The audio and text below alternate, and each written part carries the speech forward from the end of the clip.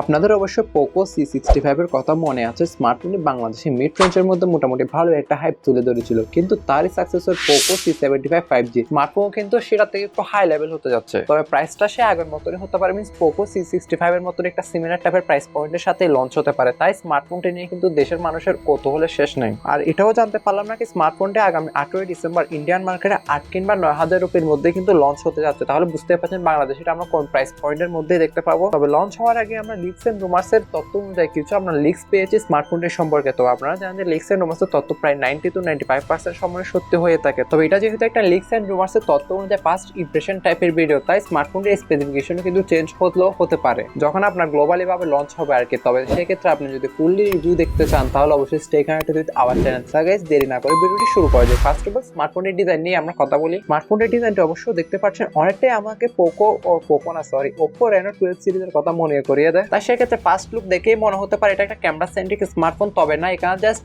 Camera সংখ্যাগুলোকে বাড়ানোর জন্য আজারের lens দিয়েছে। কাজের সেন্সর হচ্ছে 50 মেগাপিক্সেলের মেইন ওয়াইড সেন্সরটি, যার বডি ফ্রেমটি আপনার প্লাস্টিকের হলো স্মার্টফোনে ব্যাক ইউজ করা হয়েছে আপনার কিন্তু গ্লাস, যার ফলে ব্যাক লুকটা খুবই গ্লসি কিংবা শাইনি লাগবে, এটাই স্বাভাবিক। তবে ডিসপ্লে দিকে আসলে অবশ্যই অনেকে নজর করতে পারে, কারণ যারা চাচ্ছেন একটা বিশাল ডিসপ্লে দরকার, ওটাও এই সেগমেন্টে। হ্যাঁ, এখানে আপনার 6.88 ইঞ্চি মাপের অলমোস্ট HD প্লাস রেজুলেশনের কিন্তু 120 হার্জ রিফ্রেশ রেট যুক্ত একটি LCD প্যানেল ব্যবহার করা হয়েছে। তবে হ্যাঁ, এখানে আপনার যেহেতু একটা বাজেট রেঞ্জ স্মার্টফোন, তাই কস্ট কাটিং এর জন্য কিন্তু কোম্পানি এখানে HD প্লাস রেজুলেশনের সাথে গিয়েছে, যেখানে থাকছে 600 নিটস এর আপনার ব্রাইটনেস। তবে এখানে কোম্পানি আবার কস্ট কাটিং করার জন্য কিন্তু আপনার 5 হোল ডিসপ্লের বদলে একটা নচ ডিসপ্লে দিয়ে দিয়েছে। অনেকে অবশ্য ব্যাপারটা মেনে নিলেও নিতে পারেন,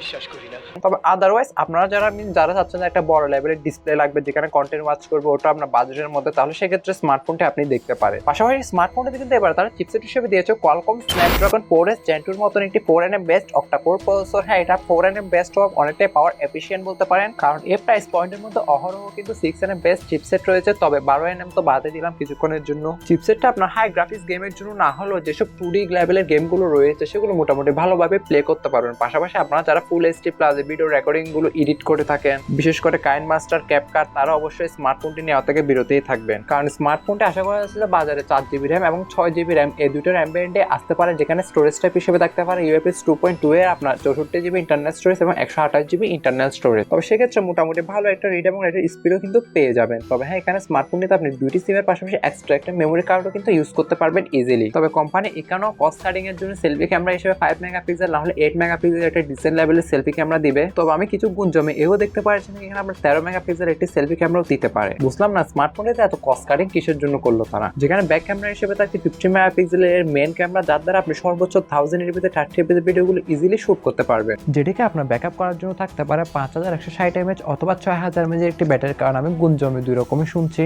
তবে অবশ্য কনফার্ম হবে যেটা লঞ্চ হওয়ার পরে। পাশাপাশি এটা আপনার Android 14 এর সাথেই রান করতে যাবে ডিভাইসটি। এট লাস্ট এবারে যদি আমি স্মার্টফোনটির প্রাইসিং বা লঞ্চিং ডেট সম্পর্কে আলোচনা করি, সেক্ষেত্রে আপনাদেরকে বলতে চাই স্মার্টফোনটি কিন্তু 8ই ডিসেম্বর ইন্ডিয়ান মার্কেটে লঞ্চ হতে যাচ্ছে, যার প্রাইস ইন্ডিয়ান মার্কেটে রাখা হতে পারে 7 কিংবা 9,000 রুপির মধ্যে। তবে বাংলাদেশে একটা আশা করা যাচ্ছে আপনার আন্ডার 15,000 টাকার মধ্যেই লঞ্চ হবে। সেক্ষেত্রে যদি স্মার্টফোনটা আপনার 13-14,000 টাকা প্রাইস পয়েন্টের মধ্যে লঞ্চ হয়, তাহলে সেক্ষেত্রে মোটামুটি একটা ভালো ডিলই বলা চলে। তবে র্যাম ভ্যারিয়েন্টে এসে 4GB র্যামটা একটু খ্যাত লাগতো আর কি, কারণ বর্তমানে এই যুগে এসে 4GB র্যামটা চোখের পলকে ফুল হয়ে যায়। তবে এর পাশাপাশি 6GB একটা RAM ভ্যারিয়েন্টও কিন্তু রয়েছে, আপনারা সেটা নিতে পারলে কিন্তু আরো একটু বেটার এক্সপেরিয়েন্স পাবে, সেটা কিন্তু স্বাভাবিক। তো ভিডিওটি শেষ করার আগে অবশ্যই একটা লিগ্যাল নোট আপনাদেরকে দিতে চাই। স্মার্টফোনের প্রাইসিং পয়েন্টের সম্পর্কে কিন্তু এখন অফিসিয়াল তথ্য পায় না, এটা জাস্ট আমরা ধারণাই করছি। পাশাপাশি আমরা যে স্পেসিফিকেশন গুলো বললাম সেগুলো কিন্তু লিকস এন্ড রুমার্স এর তথ্য অনুযায়ী ভিত্তিক।